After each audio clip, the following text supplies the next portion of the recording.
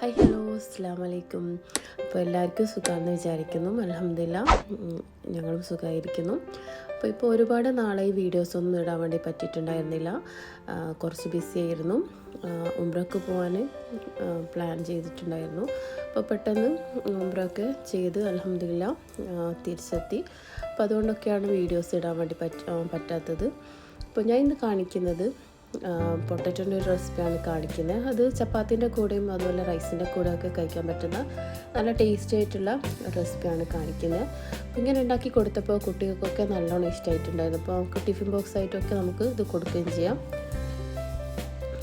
ഈ ഒരു പീലർ ഞാൻ വാങ്ങിച്ചിട്ടുള്ള ഐക്യ എന്നാണ്. ഇപ്പോൾ ഒരുപാട് വർഷം ഇത് യൂസ് ചെയ്യുന്നത്. നല്ലൊരു ഐക്യനൊരു പ്രൊഡക്റ്റാണ്. അപ്പോൾ ഐക്യ പോകുന്നവരൊക്കെ ഇതൊന്ന് വാങ്ങിയിട്ടൊന്ന് ട്രൈ ചെയ്ത് നോക്കാം.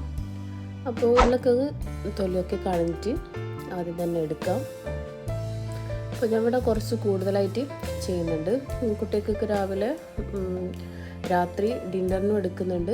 അതുപോലെ തന്നെ രാവിലെ കുട്ടികൾക്ക് ടിഫിൻ ബോക്സിൽ കൊടുക്കാനും കുറച്ച് കൂടുതൽ ഉണ്ടാക്കുന്നുണ്ട്.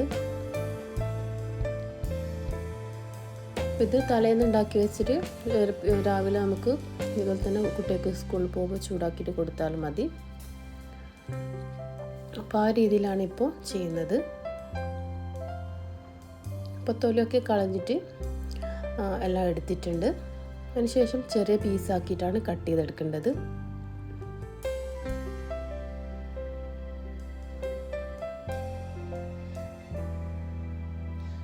അപ്പോൾ ഈ ഒരു സൈസിൽ കട്ട് ചെയ്തെടുക്കാം.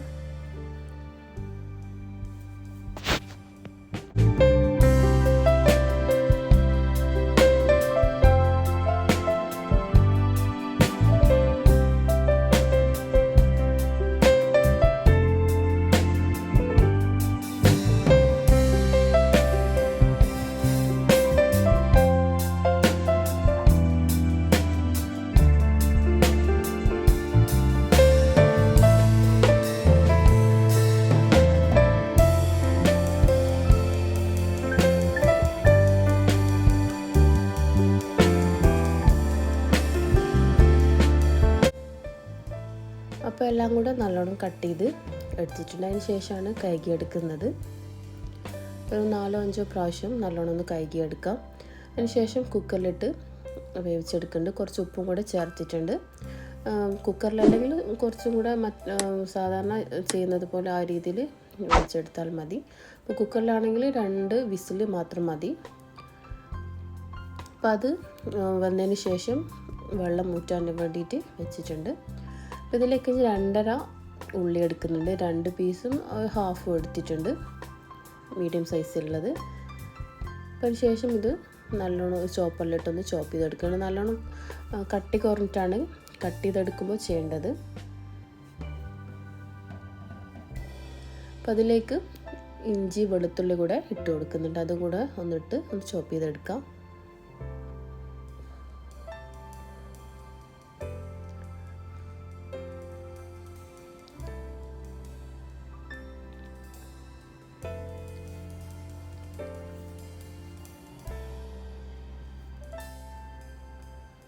അപ്പോൾ അതിന് ശേഷം സൺഫ്ലവർ ഓയിലാണ് ഞാൻ ഇപ്പോൾ യൂസ് ചെയ്യുന്നത്. വെളിച്ചെണ്ണ വേണമെങ്കിൽ എടുക്കാം. അപ്പോൾ അത് ചൂടായതിന് ശേഷം നേരത്തെ വേവിച്ച് വെച്ചിട്ടുള്ള ആ ഒരു പൊട്ടറ്റോൻ്റെ പീസൊക്കെ ഇതിലിട്ടൊന്ന് ഫ്രൈ ആക്കി എടുക്കണം. അപ്പോൾ ഇങ്ങനെ ഒരു പരന്ന ആ ഒരു ഫ്രൈങ് പാനിലിട്ട് കഴിയുമ്പോൾ നമുക്ക് പെട്ടെന്ന് ഫ്രൈ ആയിട്ട് കിട്ടുകയും ചെയ്യും. ഓയിലും കുറച്ച് മാത്രമാണ് വേണ്ടത്. അപ്പോൾ അതിന് ശേഷം ഇതുപോലെ ഒന്ന് ഫ്രൈ ആക്കി എടുക്കുന്നുണ്ട്. ജസ്റ്റ് ഇതുപോലെ ഒന്ന് തിരിച്ചിട്ട് കൊടുക്കുന്നുണ്ട്, എല്ലാ സൈഡും ഒന്ന് ഫ്രൈ ആവാൻ വേണ്ടിയിട്ട്.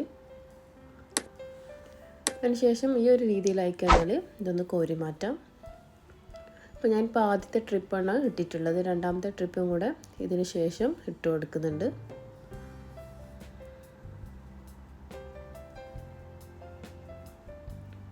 അപ്പോൾ എല്ലാം കൂടെ കോരി മാറ്റിയതിന് ശേഷം ബാക്കിയുള്ള ആ ഒരു പൊട്ടാറ്റോൻ്റെ പീസും കൂടെ ഇട്ട് ഫ്രൈ ആക്കി എടുക്കാം.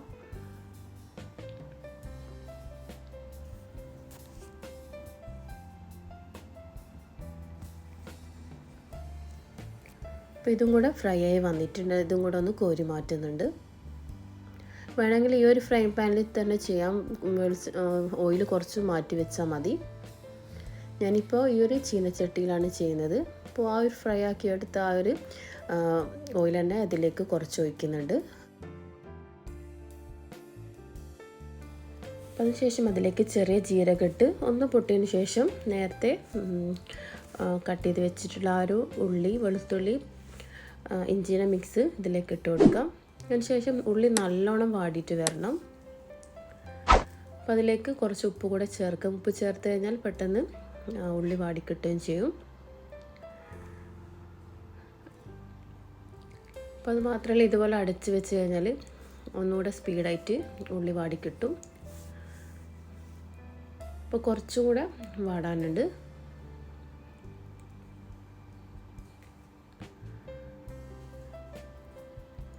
അപ്പോൾ അതിലേക്ക് ഒരു ഹാഫ് തക്കാളി കട്ട് ചെയ്തും കൂടെ ചേർത്ത് കൊടുക്കുന്നുണ്ട്. അപ്പോൾ കൂടുതൽ ചേർത്ത് കഴിഞ്ഞാൽ കുറച്ചൊരു പുളി ഉണ്ടാവും.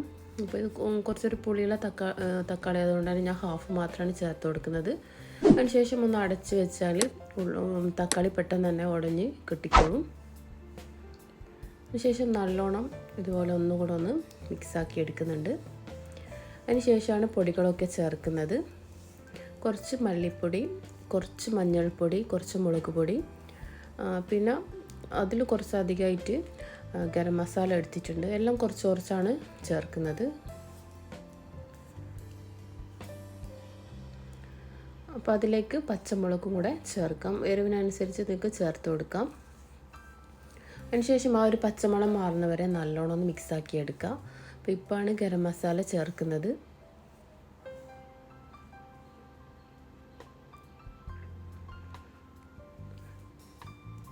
അതിനുശേഷം നല്ലോണം മിക്സാക്കി എടുത്തതിന് ശേഷം നേരത്തെ ഫ്രൈ ആക്കി വെച്ചിട്ടുള്ള ഈ ഒരു പൊട്ടാറ്റോൻ്റെ പീസൊക്കെ അതിലേക്ക് ഇട്ട് കൊടുത്ത് ഉടഞ്ഞു പോവാതെ നല്ലോണം ഒന്ന് മിക്സാക്കി എടുക്കാം. അപ്പോൾ വീഡിയോ കണ്ട് നിൽക്കുന്നവരിൽ ആരെങ്കിലും സബ്സ്ക്രൈബ് ചെയ്യാത്തവരുണ്ടെങ്കിൽ എന്തായാലും ഒന്ന് സബ്സ്ക്രൈബ് ചെയ്യാൻ മറക്കരുത് കേട്ടോ. അപ്പോൾ ഈ ഒരു റെസിപ്പി എല്ലാവരും ഒന്ന് ട്രൈ ചെയ്ത് നോക്കാം. നല്ല ടേസ്റ്റാണ്. ഇതുപോലെ തന്നെ റൈസിൻ്റെ കൂടെയൊക്കെ ചപ്പാത്തിൻ്റെ കൂടെയൊക്കെ കഴിക്കുമ്പോൾ നല്ല ടേസ്റ്റാണ്. പിന്നെ ഫിഷിനും ചിക്കനും വേറെ കറീൻ്റെ ഒന്നും ആവശ്യമില്ല. അപ്പോൾ പൊട്ടറ്റോ കഴിക്കാൻ മടിയുള്ള കുട്ടികളുണ്ടെങ്കിൽ ഫ്രഞ്ച് ഫ്രൈസൊക്കെ കഴിക്കും. പക്ഷേ ഈ രീതിയിൽ ഉണ്ടാക്കി കൊടുത്താൽ കുട്ടികൾക്ക് നല്ലോണം ഇഷ്ടമാവുകയും ചെയ്യും. അപ്പോൾ ലാസ്റ്റായിട്ട് കുറച്ച് മല്ലിയില കൂടെ ഇട്ട് കൊടുക്കുന്നുണ്ട്. വേണമെങ്കിൽ കറിവേപ്പില കൂടെ ചേർക്കാം. അപ്പോൾ അതിന് ശേഷം ഒരു മിനിറ്റ് ഒന്ന് അടച്ച് വെക്കാം. ഫ്ലെയിം ഒന്ന് കുറച്ച് വെച്ച് അതിന് ശേഷം ഫ്ലെയിം ഒന്ന് ഓഫ് ചെയ്യുന്നുണ്ട്. അപ്പോൾ ഈ ഒരു റെസിപ്പി എല്ലാവരും ട്രൈ ചെയ്ത് നോക്കുക. എന്തായാലും കമൻസൊക്കെ എന്തായാലും അറിയിക്കുക ട്രൈ ചെയ്ത്.